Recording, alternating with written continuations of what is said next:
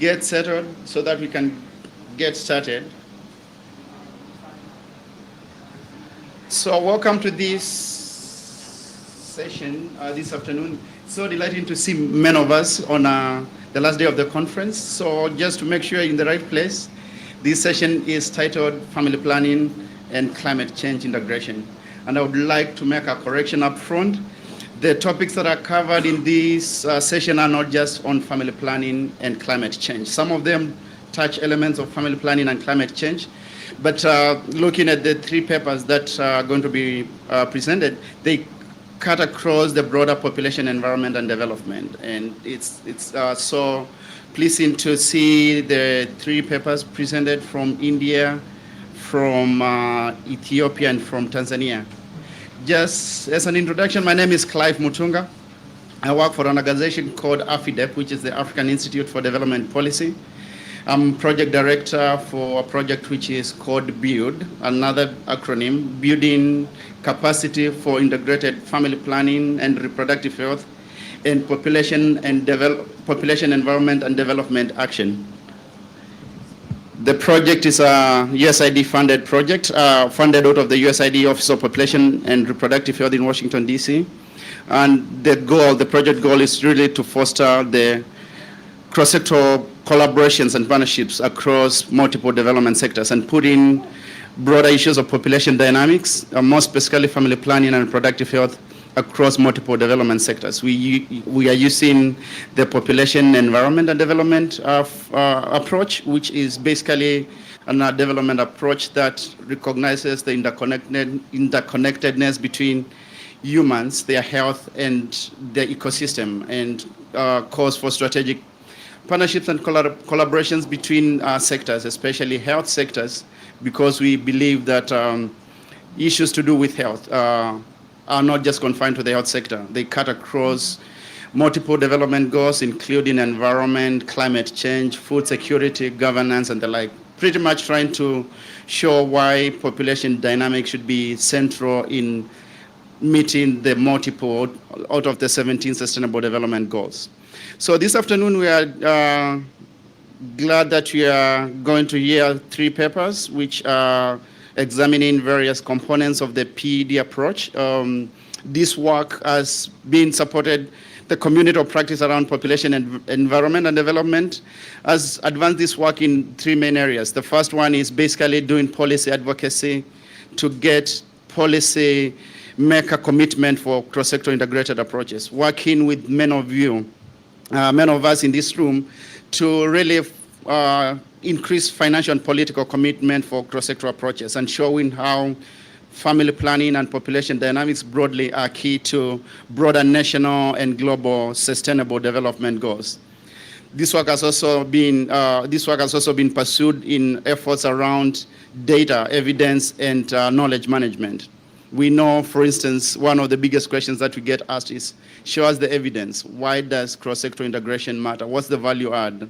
And I know some of you, or many of you in this session, have had an opportunity to work on efforts that are geared towards building the evidence base and being able to use that evidence in ways that appeal to different audiences, whether it's a policymaker, whether it's an academic audience, being able to share the knowledge using knowledge management platforms in ways that appeal to different stakeholders. Most excitingly, the work has also supported work around designing and implementing high-impact activities that are mostly at the community level, which are integrating different aspects of health, including voluntary family planning, environmental conservation, livelihoods, food and water security, and others. And we are delighted that we'll be able to hear some of that. Of course, we would want to spare some time at the end to hear some of the lessons and get your input, questions, and clarifications. And to get us started, I'm going to invite our colleague from the Bihar projects, who is going to present a paper on the trailblazing a socioeconomic pathway for family planning through women's livelihoods platform in the Bihar region of India. So please, Noratam, the floor is yours. Thank you. Thank you so much. Good morning. I hope I'm audible. Uh, yeah, I am Dr. Narottam Pradhan. I'm leading a group of projects. One of which is funded by two of which are funded by the Bill and Melinda Gates Foundation.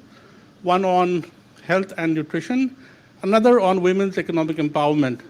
So I think when I looked at the name for this session, on climate change, I said maybe it's in the wrong one that I've come, because it has nothing to do with climate change, but we do work with the Ministry of Rural Development. So it's overall women's development that we will be talking about, and how family planning is integrated into a women's development program is what I will be talking about. And there will be aspects of economic empowerment and financial inclusion in this. And that was the last session I was attending, and I said I should have been in that instead of this. But nonetheless, here I am. I grew up in the mountain, sub-Himalayan regions, and there were, forests, small forests around, and in the monsoon, it would be a pleasure for us to look for different routes to go to school, and sometimes we would find no way, because the bushes would come all over, the plants would sprout out, and we would literally have to carve our way through. But we always had a sense of direction that way we need to go. So when we started working on a women's empowerment and a livelihoods platform, trying to integrate health and nutrition, it was somewhat like that. No one had gone ahead of us. We had to find a way. All we had was a sense of direction, and this is what I'm going to share with you. That's why it's called trailblazing. So this is a trailblazer. It's a design project, so it's not really a research project. So bear with me. We learned as we went. So some of the features, some of the features that were there in the platform is, basically as I talked to you, it was a women's financial inclusion platform that the Government of India, the Ministry of Rural Development was beginning with. They started way back in 2007, but it really came to be in 2011. And they were really looking at women's livelihoods, women from marginalized, low economic background, trying to give them alternate livelihoods. And this was the kind of platforms they would collect as small self-help groups, become village organizations, then federations, so there were multiple levels of it. And we were also looking at taking this opportunity for communication for behavior change around health and nutrition. And because initially convergence with the Department of Health was limited, we began with less supply dependent areas, and that was the area of nutrition. In the meantime, the day NRLM and its groups have grown in the last decade. As of now, they reach 8 million self-help groups, which is multiplied by 10, 80 million households in India, which you can see that. And in some of our bigger states of Uttar Pradesh and Bihar in India, we are reaching 60% of the rural population. So that's really huge. The opportunity is huge, but it's very little explored. And that's what we're trying to do, is explore whether FP, a family planning program, could be integrated into what's called the Rural Livelihoods Mission, the SHG collectives. So that was what we're trying to connect. The connect between, really looking at, how do we link socioeconomic outcomes and family planning? How do we interrelate them? How can it become programmatic? Research is one thing, but how do you actually go down and really look at the nuts and bolts of it and see how does it work? Second is really, we had to design. So I'll be speaking about the design, intervention. It's a package of interventions. What we also realized that the women who are meeting for socioeconomic purposes, for livelihoods, for savings, for microloans, credits, were senior women, mostly who had finished their reproductive, at least the reproductive age group. So in these states, most of the reproduction takes place between maybe 18 and 24 years. And the membership of the SHG begins after 26 years when they already have had children. So really, there is an opportunity, but how do we explore the opportunity? So, and how do we reach the younger, lower parity women, and sometimes even the adolescents? Because really reproductive health begins way beyond maybe the late 20s or the late 30s, and we're really trying to reach the early 20s or even the late teens. So we wanted to test that out, and we want to see how it works. And we also know that there is always this connection between large family size and socioeconomic growth. And how do we kind of what is the narrative? What do we tell the women? What I mean, what is the change? But how do we nudge them? How do we help them link what they're doing in terms of microcredits, loans, livelihoods, and link that with family size? Is it? Do we talk about paucity of time? Do we talk about the increase of expenses? What is it that connects them? So these are the three questions that we set out with, and this is really we set up a learning lab. So we're calling this a learning lab, and we wanted to understand, how do we bring the linkage? How do we develop a model? And our entire thing was we did not want to make an island of excellence. We wanted to do something that can be replicated primarily across the state of Bihar and possibly across India as well, because the opportunity was huge. So we had to do something, little prescriptive as well, little semi-structured, as well as, open avenues for really, looking at the nuts and bolts and looking at, what can be done that makes a change, but can make a change at scale as well. So it's a very difficult question to answer. And how do we converge the Ministry of Rural Development and the self-help groups with the Ministry of Health and the family planning service providers? So that's the final question that we try to answer. So we began in 5 wards in a place called Morwa in Samastipur district. We picked up community resource persons because Jivika, the local state rural livelihoods mission in Bihar, has this concept of picking up community cadres for different elements, maybe for financial planning, maybe for livelihoods. So likewise, we picked up a community resource person and for family planning. But we did a little bit of a change. Instead of one community resource person, we did 2, a couple resource person, because we always felt that without engaging the husbands, or without engaging the men, our work would be inadequate. So that's why we picked up community resource persons. And you can see the numbers. It was a small area, 5 wards, and because this is a design study, really 178 zero and low parity. So we were not looking at the women who are older, but we were looking at the zero and the low parity. And in our, when we did the house listing and we started visiting, we realized that 55 of them, the men were away, that they would be, migrant men who would come at home only once or twice a year. And we realized that they are the ones who do not use any contraceptive methods because it's always associated with promiscuity, and they are the ones who get, conceived when the men folk come home. So that was another area that we worked on separately. So we had, the users, which were the community resource people, the beneficiaries, but really we had to, instead of working from the beneficiaries or the target age group, we had to come from the outside towards the inside. Initially, we tried to go there directly with them, but there was a lot of resistance, a lot of suspicion. Why are you talking about family planning to this young couple? So really, we had to change our outlook, and it took us 6 months of iterative, designing, and following which we did 6 months of, implementation at maybe a lab level. So it's really a test tube level. So please keep that in mind.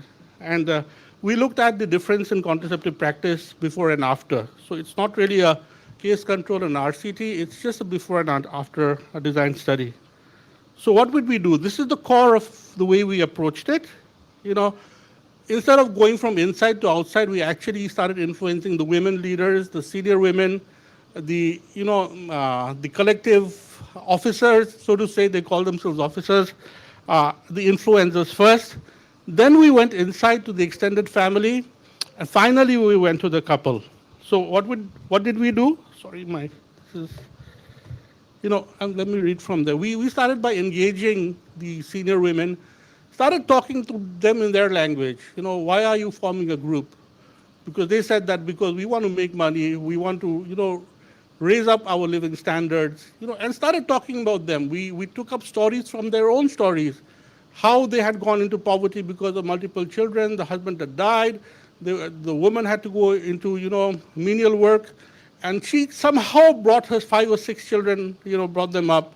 And thanks to the SIG group, now she has so picked up a story, storyboarded that, and tell the story back to them. And then, they were able to really trigger, saying that what we have lost in our generation, we don't want to lose in the next generation. So the other opportunity we had was, sorry, I'm not being able to read. So anyway, so what ultimately happened, I'm just reading out from my mind because the details are there for you. What they really gave us was an opportunity to meet the families. Instead of us saying that we want to meet the families where they're young women, the SHG leaders, the village organization leaders invited us, why don't you come to my family, because I have a young son who's recently married, I want you to talk to them. So it was really a pull. So that is what, as we were doing 6 months of iterative, and I used to go to the village once or twice a month, sit with the women's group, understand what was happening, and it was really intense and rigorous way of learning. Then we went to the family. And in the family, we learned what we need to talk about. We started talking about what is an ideal family. What does it need to raise up a child? So our discussion became really child-centric. We didn't talk about family planning at all. So we came to this conclusion, the family would come to a conclusion that it takes every member of the family to bring up a child, and a healthy mother is needed to bring up a healthy child.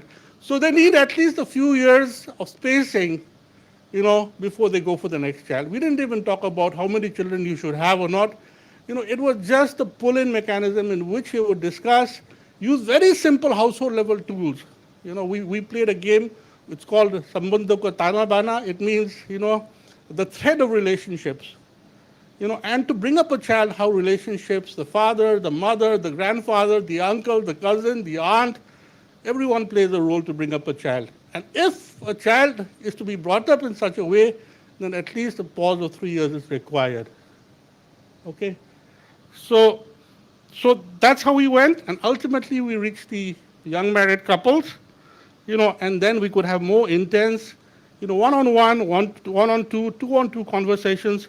Ultimately, sometimes we also use digital channels. We helped them make WhatsApp video calls to their husbands. When they came back, there were discussion with their husbands' peer groups. And really, this was the way we were able to approach this entire sequence. So this is my central slide. The rest of it is just examples of our tools that we made, which I've already spoken about.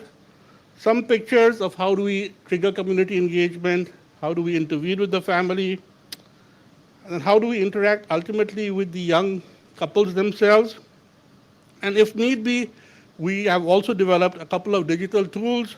There was a presentation in the morning on, how do you plan the financial pathway, how the husband and wife plans the finance through a module, 5 video-based modules. Yesterday, we had a presentation on a couple challenge game called Love Ludo. So many of these were developed in this learning lab.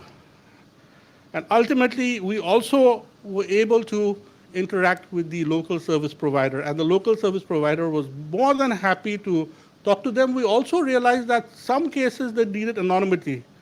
So we just gave them the number of the local, the family planning council in the local hospital, and they could just talk on the phone, ask their questions, remove their apprehensions, and there was a lot of willingness. So what I'm going to show you is the results.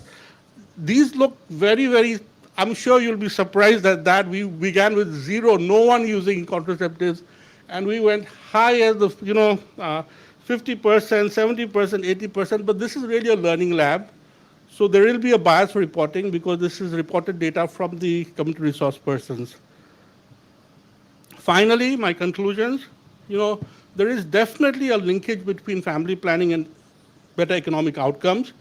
And a women's collective will be able to translate what you're thinking at research level to what you make a narrative at the household and the community level. Because we talk in one language when we meet in conferences like that, but what is the language that you talk in when you meet rural women in their environment? That is the question, and that is what we were able to learn. We also realized that, the social leaders of the women's collective, the senior women of the household becomes change agents. Before they were social gatekeepers, they were the ones saying, we want a son, we want 3 children, 4 children. Now their narrative changes, they help you out, they become a part of the program. So that is what we learned. You know, we also realized that we need to have a whole host of digital, interventions, social behavior change, messaging, tools. We use physical, phygital, and digital methods. So that all helped. And what this learning lab helped us was really to have exposure visits, both of the Ministry of Rural Development, in fact, I should say of the Ministry of Rural Development, of the Ministry of Health, and of the donors.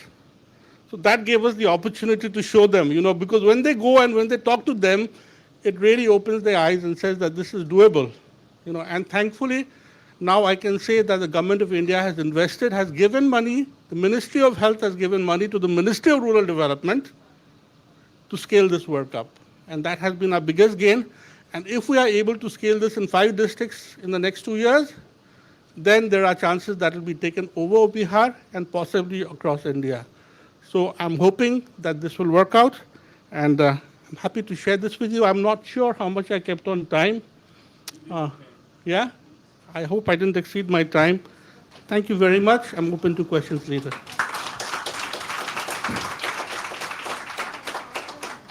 Thank you, Noratam, for presenting the trailblazing pathway for linking family planning to socioeconomic livelihoods. I know there will be a lot of questions later, and we hope to create time to sort of hear some of the issues around moving from a lab to scale up, and some of the social determinants, factors that are central to this model. So from India, we are going to move to Ethiopia, which is also a trailblazer for integrated population health and environment approaches, and we are going to have Semere talk about population health and environment integration into natural resource management and livelihoods initiatives. And this work is based on activities that have been implemented in the Bale ecoregion of northern Ethiopia. You will let us know. Thank you.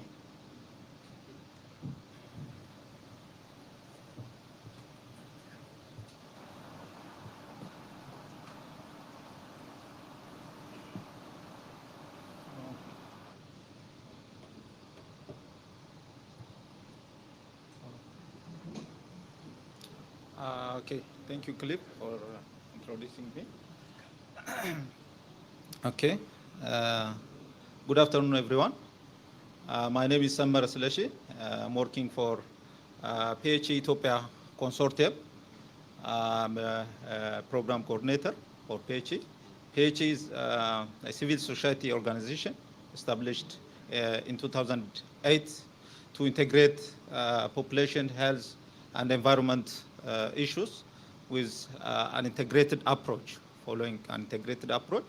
So today I'm presenting one of our best practices in integrating SRHR with climate change adaptation and mitigation strategies in Ethiopia in one of our intervention sites, that is the Bale ecoregion, which is located in the southeastern part of Ethiopia. Bale ecoregion is known for its stunning landscape and natural resources in that area. As you see this map, it indicates the Bale ecoregion, which is composed of highland, mid-altitude, and the lowland. The lower ones are the lowlanders, which is basically inhabited by pastoralist communities, and here is a mid-altitude, roughly, and the center is the Bale Mountains National Park, and here are districts with Bale Mountains area. So this area is basically known for its natural resource, as I said, which is also located in one of the largest Afro-Alpine habitat in Ethiopia, with inhabited by an estimated 3 million population are inhabited here. So this area is basically known for its significance in terms of ecosystem services. Basically, these are 4 of the ecosystem services that makes the Bali ecoregion very important, and the rationale behind for integrating population health and environment issues. So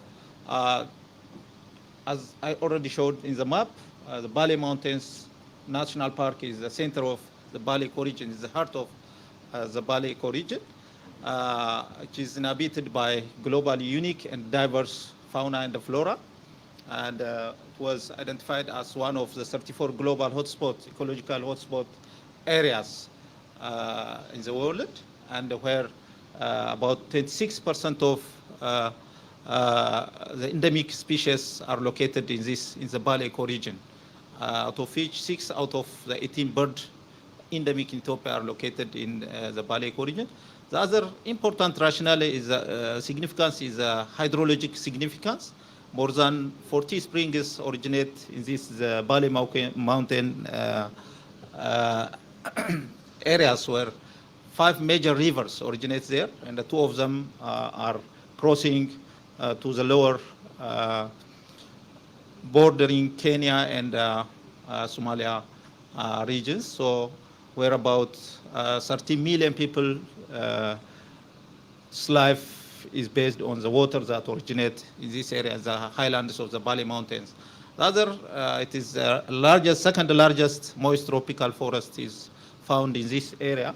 About an estimated 230 million tons of carbon dioxide equivalent is found in the Bali ecoregion. The other, it has socio-economic significance, where the lives of about 3 million people are based in this Bali ecoregion. So this is it's a very interesting area for the livelihood, for climate, for biodiversity, for hydrology. These are the significance of this area to have an integrated approach. But sadly speaking, this area is under increased threat from time to time due to demographic pressure, an increased population size, and unsustainable use of natural resources with rapid expansion of agricultural land, settlement at the expense of the forest, woodland, and natural vegetation. This is making this area to be affected significantly and losing its ecosystem service from time to time. There are poor, weak policy enforcements around related with the settlement, deforestation, and so on. So it's from time to time it is losing its significance, and the area is being affected with drought, poor water access. The downstream, the rivers are yearly declining in the quantity of water they are providing due to deforestation in the highland, and so on. There is degradation, erosion, and the loss of animal habitats in this area that were originally found. And the food insecurity and the poor resilience are the being manifestations of this Bali ecoregion nowadays because of this the underlying cause of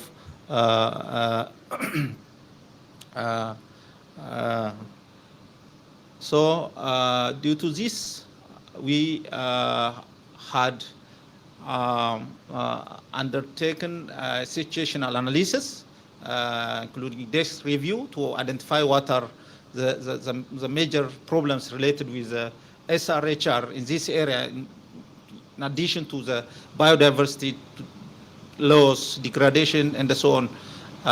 What are the SRHR problems? We tried to conduct a situational analysis, and we come to find that there is a disproportionately lower level of sexual and reproductive health indicators in the Bali ecoregion, where the uptake of family planning is lower. Only 1 in 5 women of reproductive age are using modern contraceptive use, compared to the national 41%. And more than a third of married women had an unmet need, which is very high. This is a scientific study indicating about 34.6% of women who intend or who wish to postpone pregnancy for at least 2 years are not using an effective modern contraceptive method due to various socio-cultural barriers. And this has been also manifested in the high level of total fertility rate, which is 6.7, which is very high compared to the national level again. There is poor maternal and child health status in this area, and a large number of children and women are undernourished. There is also gender disparity indicators based on our assessment.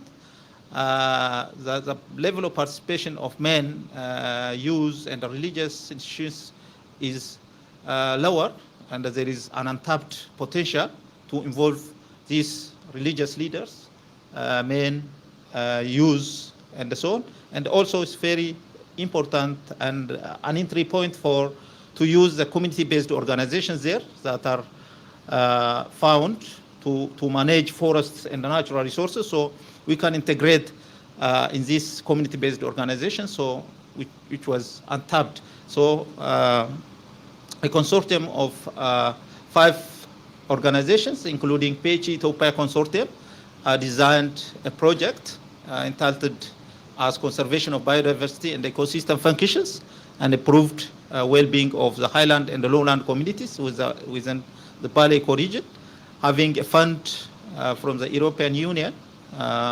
With these objectives, we integrated a PHA approach.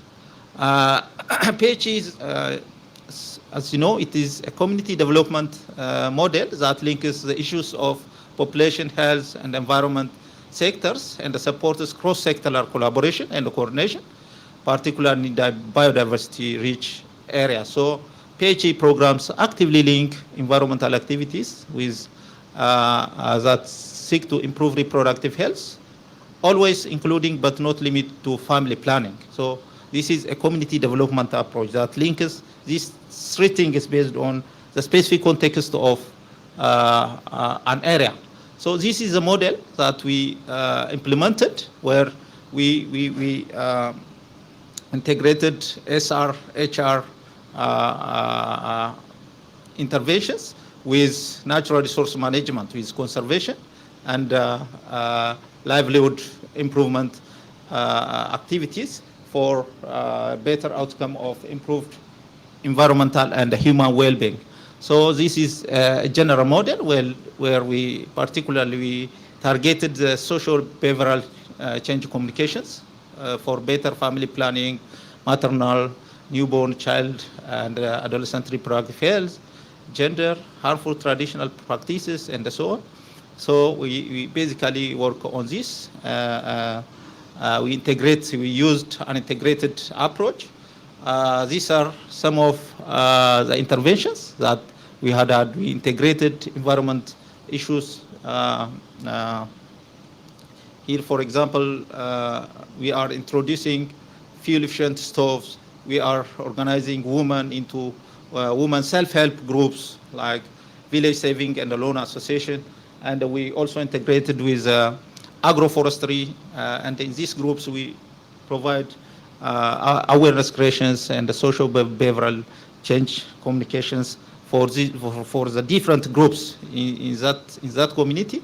We use different tools like flipbooks with an integrated message that can be simply used by local people who facilitate other groups to discuss on family size and the socio-economic challenges, importance of spacing pregnancies, family planning, gender equality. Everything can be included within these tools and used for community dialogues.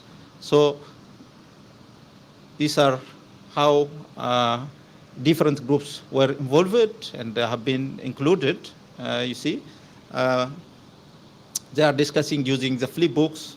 They are discussing on these issues, and we use these styles in our communication. And we had different platforms that we established, like village PHE committees.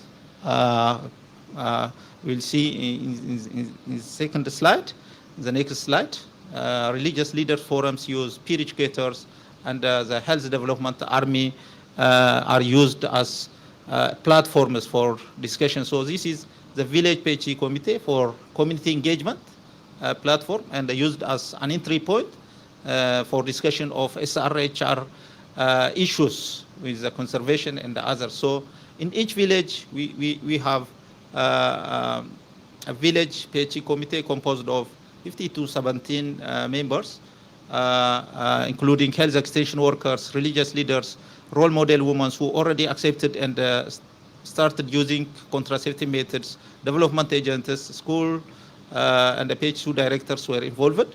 So there are different entry points in each community, like the participatory forest management cooperatives, and in the lowlands there are participatory rangeland management cooperatives, controlled community hunting areas. So community are organized for this natural resource management purpose, but we used to discuss family planning in these issues. There are women economic empowerment groups and so livelihood beneficiary groups and so on. So these village health committees, they have one plan, and they work together. They divide themselves into 3 teams to a sub-village level.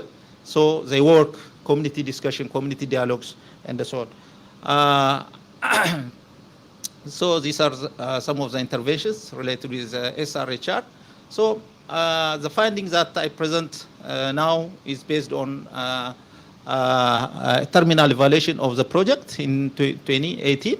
So different approaches were used to investigate the outcome of the project. This is about the methods. Coming to the result, the contraceptive prevalence rate in the intervention sites increased to 41.5% compared to the baseline value of 24%, which is varied.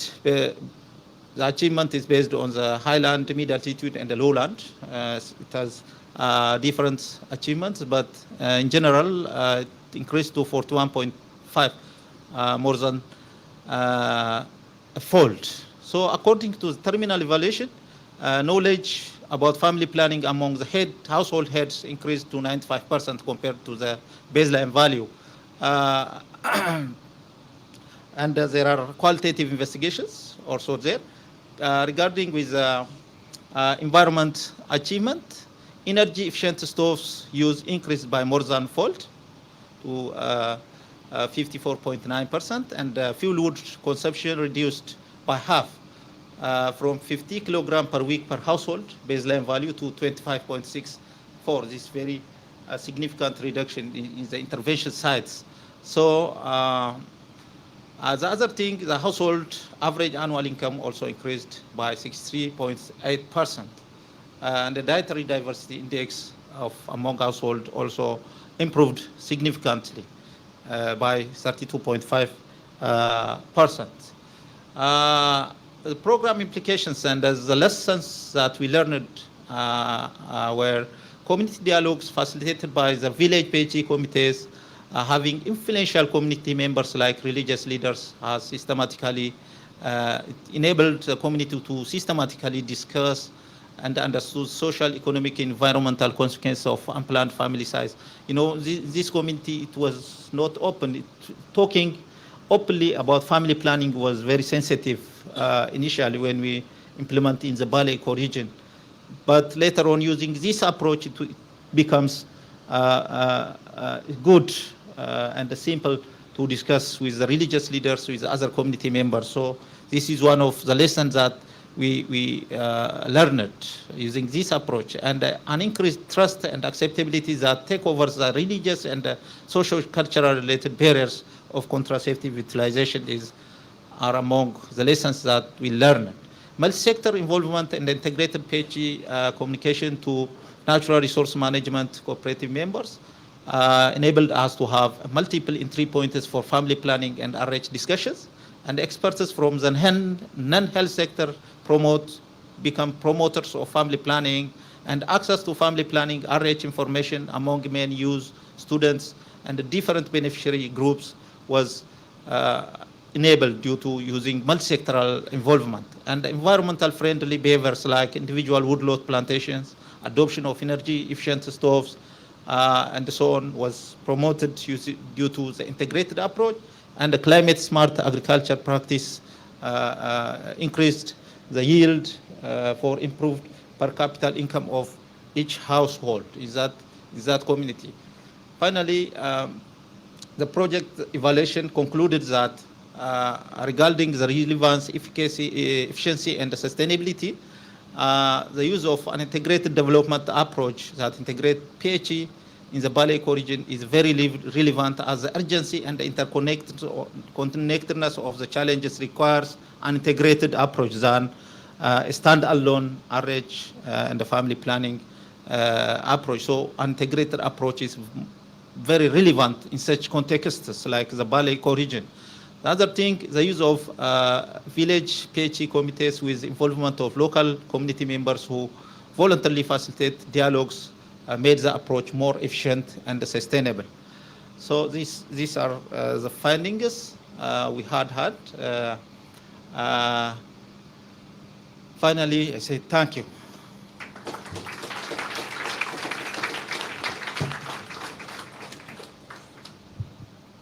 Thank you, Samere, for sharing the population health and environment integration and showing clearly how that was done in the Bale ecoregion, and most interesting trying to link that to results that come out of the evaluation and being able to see the various outcomes across sectors. So from Ethiopia, we are going down south where we have a paper which directly speaks to the title of this session, that's around family planning and climate change. And we are going to have Angelo Kihanga from Pathfinder talk about expanding access to family planning and building women resilience to climate change through multi-sectoral programs. And he will do this using the case of the Greater Mahale ecosystem, which is Western Tanzania and Northern Tanzania rangelands, I believe around Kilimanjaro. Welcome, Angelo. Thank you.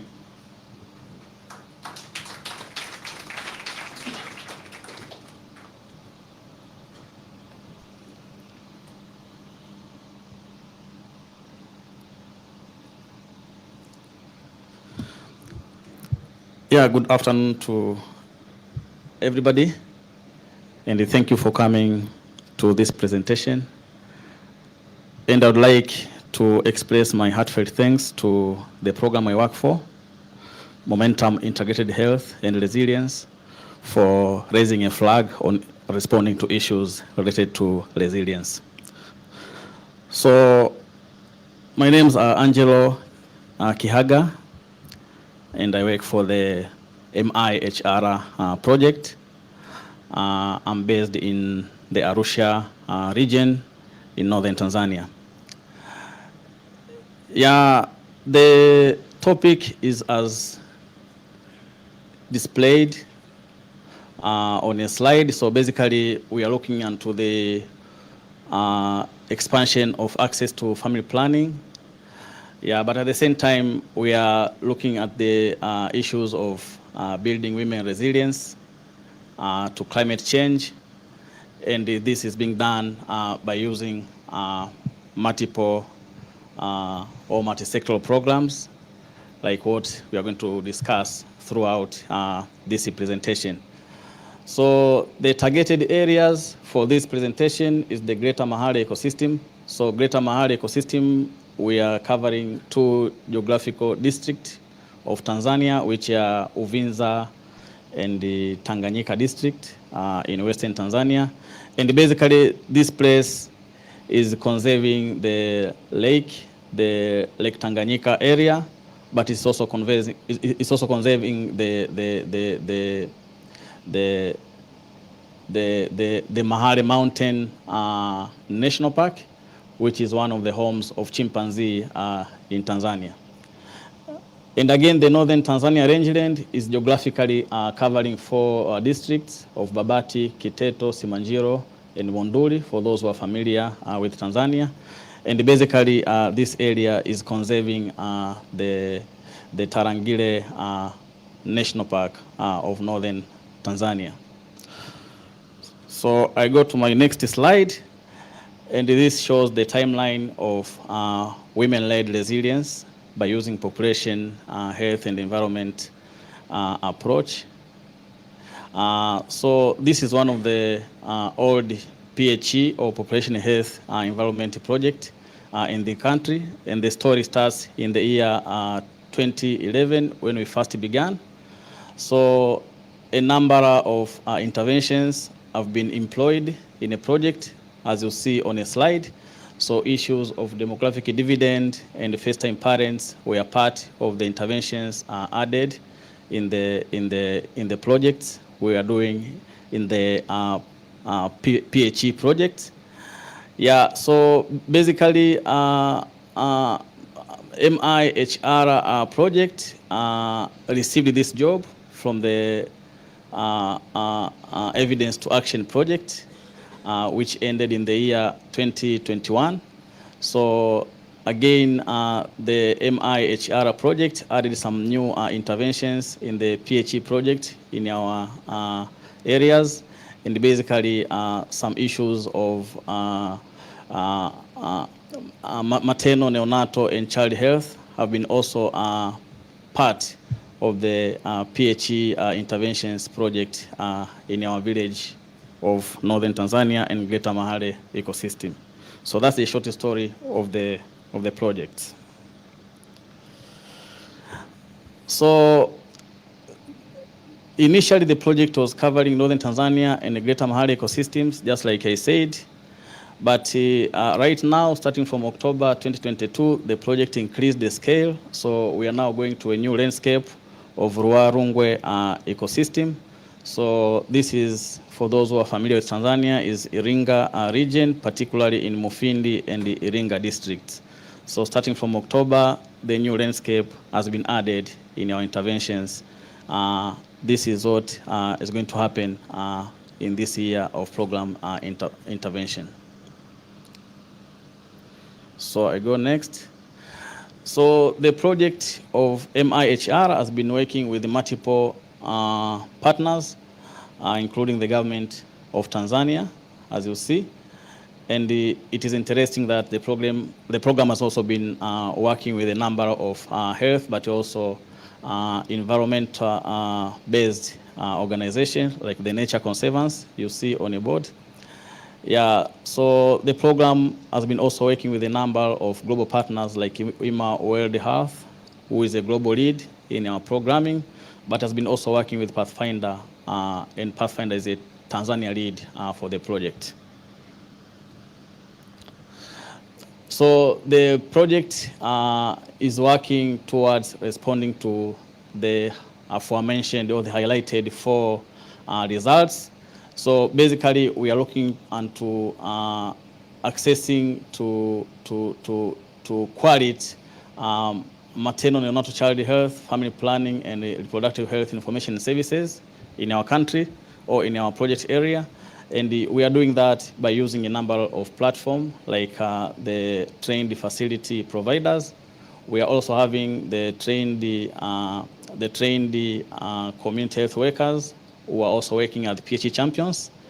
Again, to respond to the same result area, we are also having trained postpartum family planning providers who are working toward that. But also we are having other platforms to accomplish that area, including the outreach services, which are also taking place in the targeted project villages. Again, result number 2, we are strengthening the capacity of the government, and basically we have been involving the we call the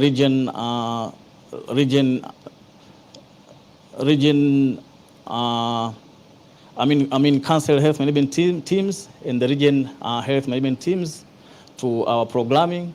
So basically, we have been conducting a number of meetings and the workshops, technical meetings and workshops, working with them and trying to build the capacity of our government counterparts in that area. And again, the project has been working on increasing adaptive learning, and our male team in the MIHR project has been working with again, the regional and the districts, towards a number of programming, for instance, data review issues, We have been also working towards the data quality assessment programming so that we got into getting the adaptive learning practice in our case. And last but not least, the project has been increasing cross-sectoral collaboration. And in this area specifically, the program has been working with a number of health, but also environmental-based organizations, so that we meet multiple needs of PHE or needs in our program areas. So I got the next.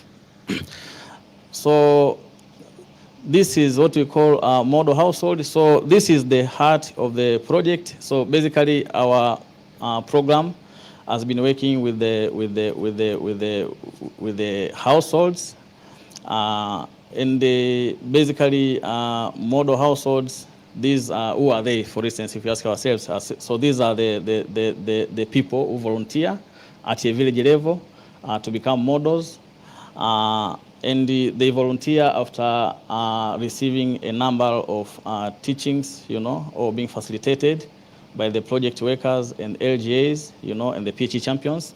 So basically, after all these sensitizations platforms, including the village meetings, these members agree to become part of the program by being members of model household at a village level. So when they become members in the household, they now start to meet a number of criteria which have been highlighted as population and health criteria at their household. So basically, we have a number of criteria, including health criteria, including terrestrial criteria. For Greater Mahale, we have freshwater criteria. For Northern Tanzania rangeland, we have livestock criteria, but again, we are having the criteria which are cutting across the criteria related to climate change. So some of the criteria which are related to climate change are including meat drying, for instance, for this Northern Tanzania rangeland landscape. There are also fish drying for Greater Mahale ecosystem. Again, for Northern Tanzania, since there is a shortage of water because of rains and all that, we also have been encouraging the members of household to collect water during rain season and make use of water during the ordinary time. I mean, during the drought season. Yeah, but again, we are having a number of health criteria, including the issues of family planning, understanding family planning, but also using family planning in the household. Yeah, so these are a set of criteria which are there. But again, on terrestrial, we have issues of planting trees, and taking care of the original trees they normally found in the environment. Yeah, so all these are making the criteria for model household. And again, when model household in a particular villages reaches to 75%, then we create what we call model villages. So we are now having nearly 3 villages in our program village, which are model villages. Yeah, and we have been doing the assessment in every 6 months to see how model bombers or model household have been increasing the ranks. So so during the assessment, then we get to know, like which ones are third class, because third class are those ones which are having 7 criteria or below. Then we are trying to see the ones which are, like second class, which are having criteria starting from 8 to 14, and trying to see which are higher class or first class starting from 14 to 22, because the total criteria are 22. So that's what we normally do. And basically, on a photo, what you see is an example of model household. So you see there's a woman inside there cooking in the energy saving stove.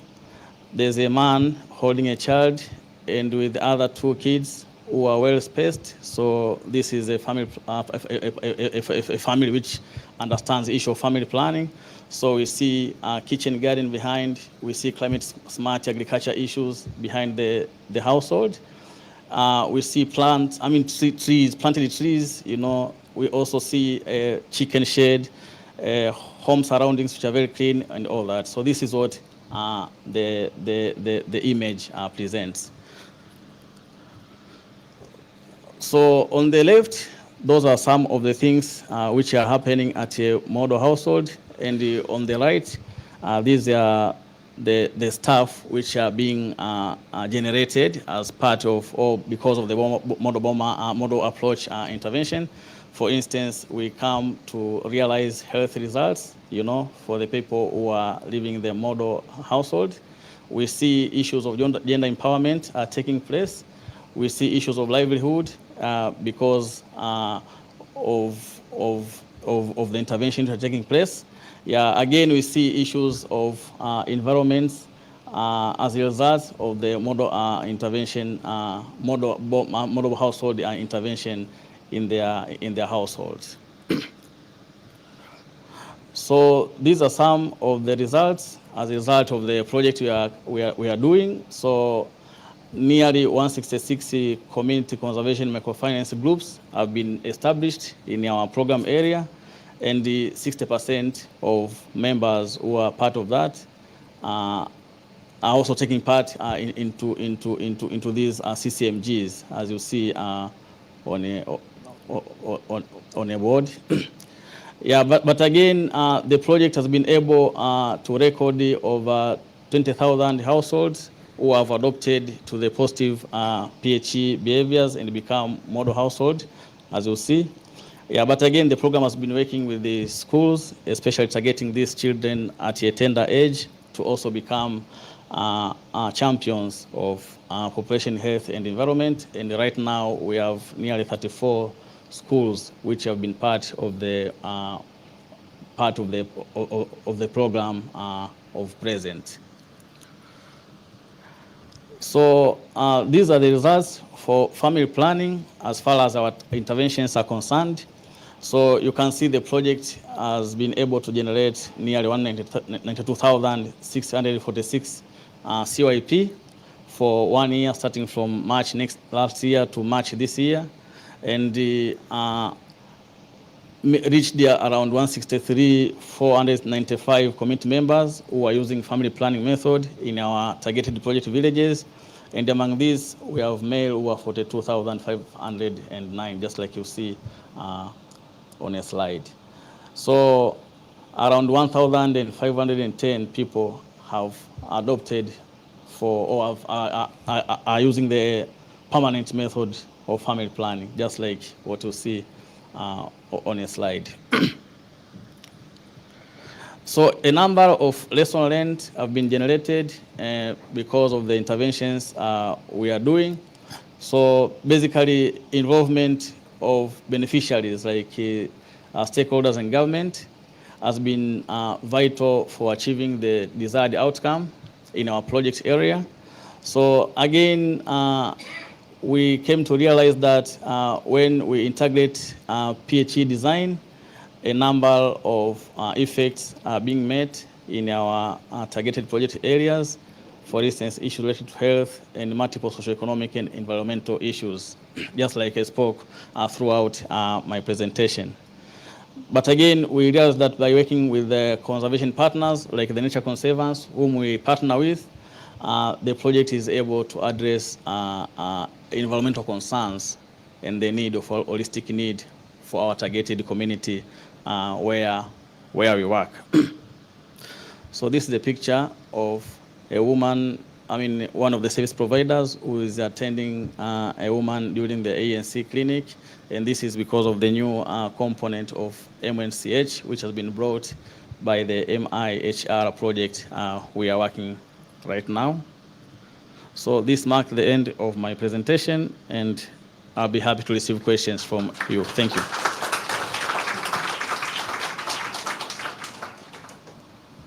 you. Thank you, Angelo, for taking us through the PHE integration work in the two landscapes in Western Tanzania as well as Northern Tanzania. I believe one thread that is coming out from the three presentations is, in our family planning conference is how are we looking at increasing access to FP uptake using other sector platforms? And from India, we saw the pathway through a socio-economic model. From Ethiopia, we saw how that is happening through integration within natural resource management as well as livelihoods. And it's the same story using climate-led resilience in Tanzania and using both natural resource management and other livelihoods indicators. So I think we have about 20 minutes for questions, reflections on the three presentations. Please say your name, direct the question or comment to the specific presenter. Who goes first? 1, 2, 3. So let's take the first three. I'm Dr. Osama Rifas. I'm international consultant for population and development for Population Communication and Gillespie Foundation, California, and for PPD Partners in Population Development. My question, we are talking about the effect of climate on the economical status of the countries and the food, nourishment, and so on. Did you calculate what is the proper number of children for each family? Because if we are decided to have family planning, we have been working with family planning since 35, it's for me, 35 years, and we were stretching and enhancing the access for services, contraceptive methods, counseling, and so on. But there is a non-traditional solutions right now. So did you think how it does cost for each newborn on the government, okay, to calculate or estimate what is the proper number of children for each family for this? In Egypt, I'm from Egypt, so we estimated that 2 children is the proper or ideal number for each family. That's why to equal the resources versus the expenses. Okay, so I would love to hear what is the number for each, for India and Ethiopia, for the proper number of that. Thank you. Thank you. Hello, I'm David from Myanmar, and I'm student from Norwegian University of Life Science. I'm so glad and heard so much information from speakers, and yes, here I would like to ask Doctor from India, and you presented the approaches and the way of method to the family for the SRHR or like women's and women roles and women's stuff. So my question is that do you consider your approaches or the way of methods to the family will be able to also have impact on domestic violence? Because when we say family planning, we in turn is that a healthy family planning. So we still have, in the 21st century, we still have domestic violence in Asia. So this is really crucial, the one thing that we need to consider. That's why I asked you the question. Yeah, that is the main question that I would like to ask. And thank you for, sorry sir, I don't know you for Tanzania. This is like, it's not a question, but I think this is really good example, and also as implementation of in your Tanzania is really nice to hear, because that modern family housing is really also need for my Myanmar, for my country, because without this, like if we don't have this one, like we can't have a proper healthy family. So this is really good. Thank you so much. Thank you. The last one in this round. Then we'll get another 3, time permitting. 1, 2, 3. Thank you, Clive. My name is Gadharin Dirango, working for JPIGO as a family planning director. Mine is really just a comment to Narotam and just around language, because it's important that we make sure that you're giving individuals and couples information for them to make the decisions that are rightful for them. It's around really this conversation around being prescriptive about ideal family size and whatever numbers. I think that's a wrong approach. You're going to lose the game if we approach it that way. So that we make sure that there could be couples that also choose not to have children, which is we should be able to support them. I think it's providing them with sufficient information to be able to make those decisions that are appropriate for them without necessarily prescribing what that looks like. Because what you want is healthy outcomes for women and children and all individuals, including everything, all elements. And family planning is a very important tool for us to be able to do that. And really love seeing the linkages with the environment and climate change. Thank you. Thank you. I think you probably answered the first question, because I think we need to make it very clear. We are in a family planning conference. We are talking about ICPD. We are talking about voluntarism at the heart of family planning programs. So I would probably want to hear more about the calculation for 2 kids in Egypt, because we are talking about empowering women to make choices to have children or not to have children, and the number and the timing. So I think we should make it very clear that we are talking about voluntary family planning, and the notion of calculating the number of children and allocating that across countries, individual women, men, I don't think should belong to this conference. I think I wanted to make that very clear. And perhaps we are going to hear more about it, but the essence, whether it's integration with any other sector, I mean, the basis of the family planning program is on rights. It's a rights-based approach, and to think of allocating an ideal number because of climate or other considerations, I think is totally inappropriate. Now, second one, number 1, 2, 3 over there, then you come back. Oh, sorry, I didn't get a chance to have the others. Sorry. Notam, could you want probably to respond to the same question about ideal family size within your pathway to socio-economic? Yeah, so thank you so much. And indeed, we are not prescriptive at all. If that was the message I gave, I'm very sorry. But actually, I was trying to impress that how we do not prescribe, how many children one should have, but rather, look at the socioeconomic, the implications of not spacing. We don't even talk about limiting. We talk about, give the child a chance, give the woman a chance. So she has economic opportunity. The child has better health. So if I did say that, I think I'm misunderstood, because I wanted to say the other, that we are not prescriptive, but we really try to internalize this whole family planning discussion amongst women in their families, in their groups, amongst women leaders.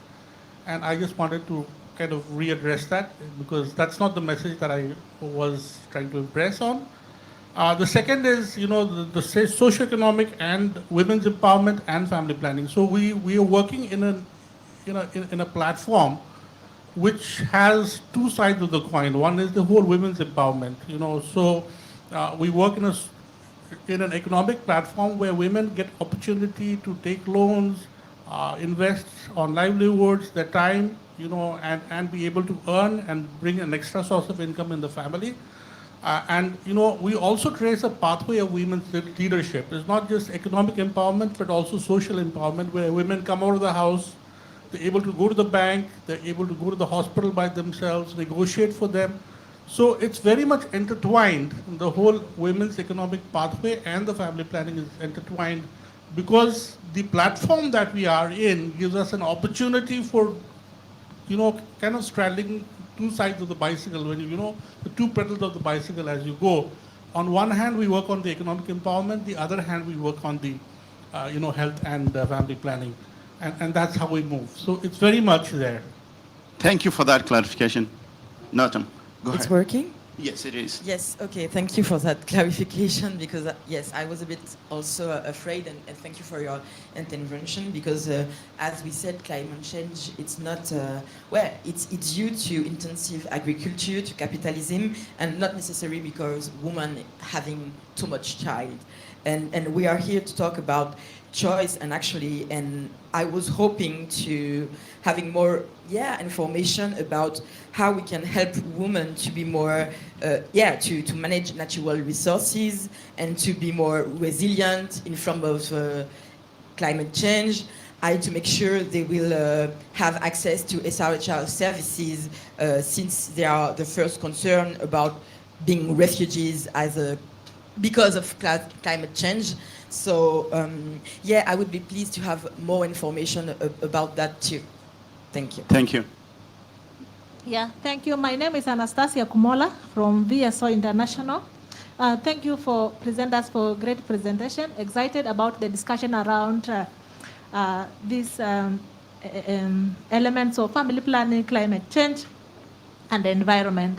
My question goes to Angelo on the Momentum project. In your implementation, I can see that you're in the second phase of this implementation of the project. Maybe you could share with us maybe one or two key challenges that you experienced during your implementation. And when you were recruiting the households, did you experience any dropouts? And maybe what was the rate? Thank you so much.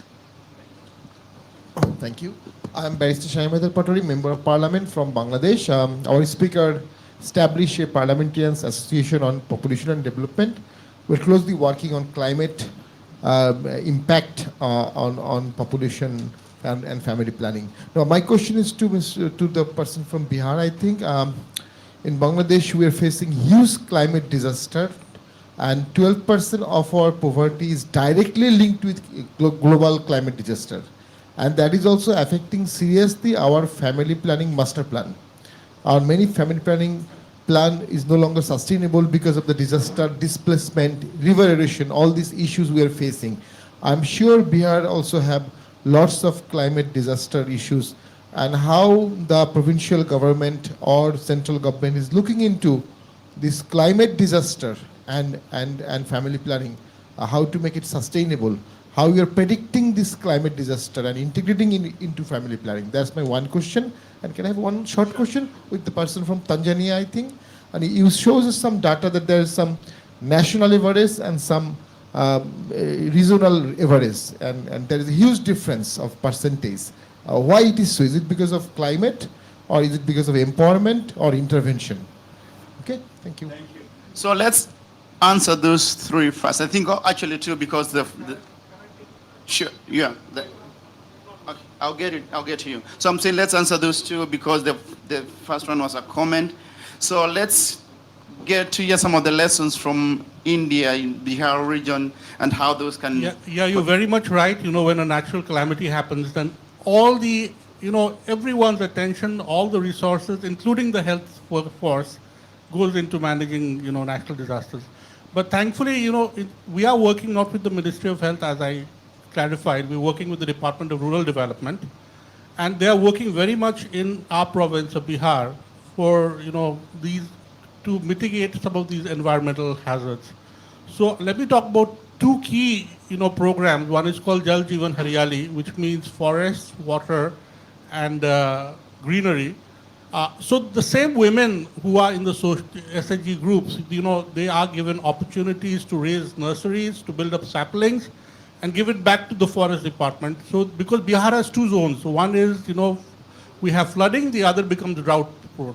So the same women's groups are given an opportunity to raise saplings, and they take part in the whole forestation cycle.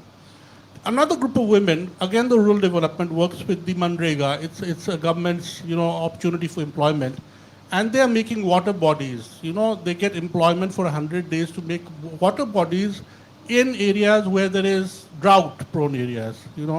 And the government is trying to reach water to every, the Gangetic, we have the river Ganges, and reach pipeline Gangetic water to villages which are drought-prone. And the women who are working in these groups get employment there. So there is a definite connection there to mitigate environmental hazards. We have not linked that with family planning, except that women get more time for livelihoods opportunities if they have less household chores at home.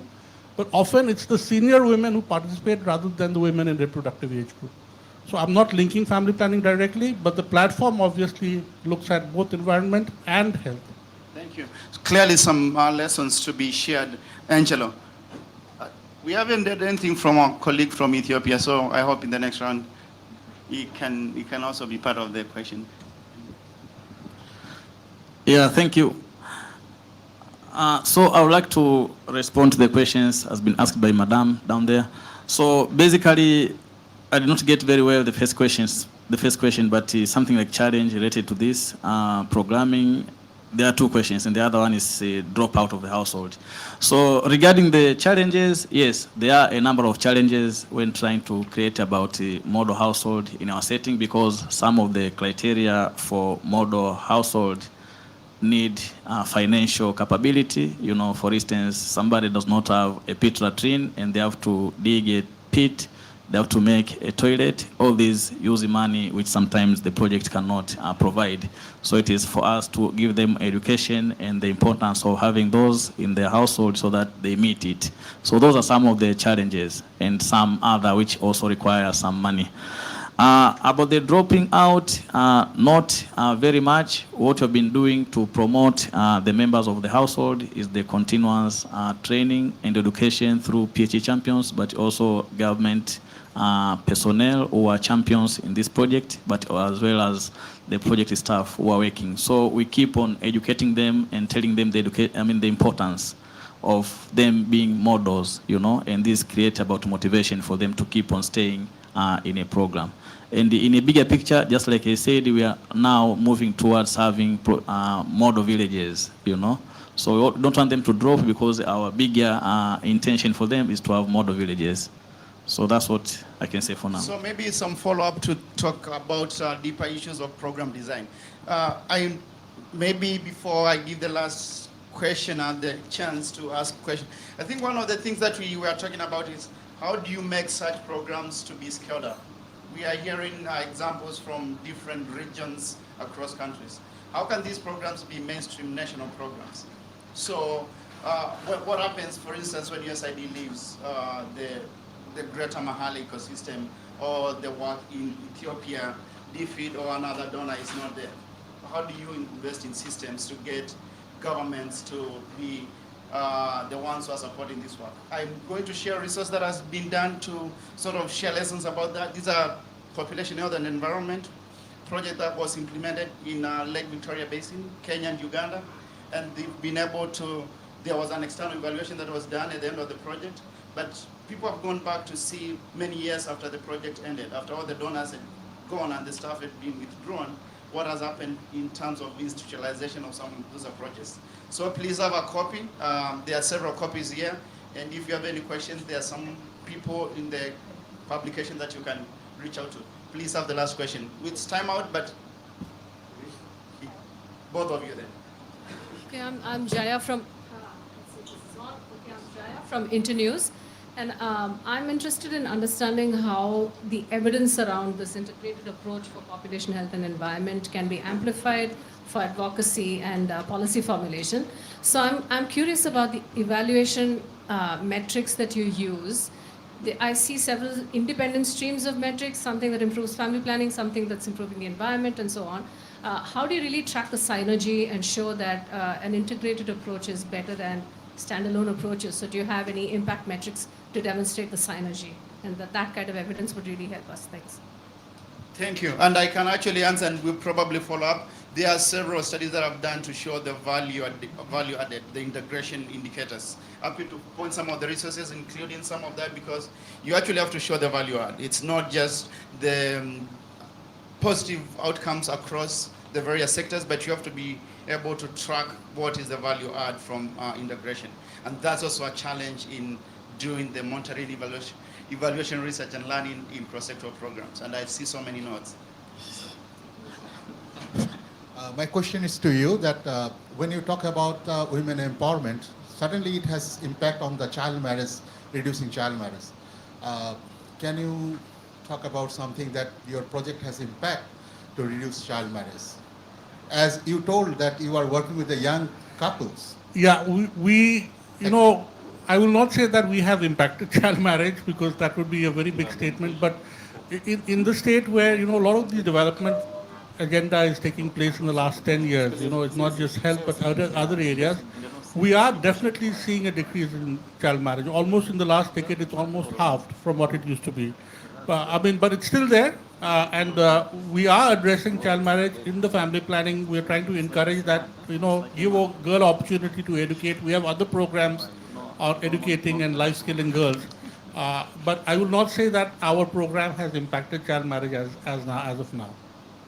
Thank you so much. We are out of time. There's another team that is coming. We want to thank you sincerely for attending this session.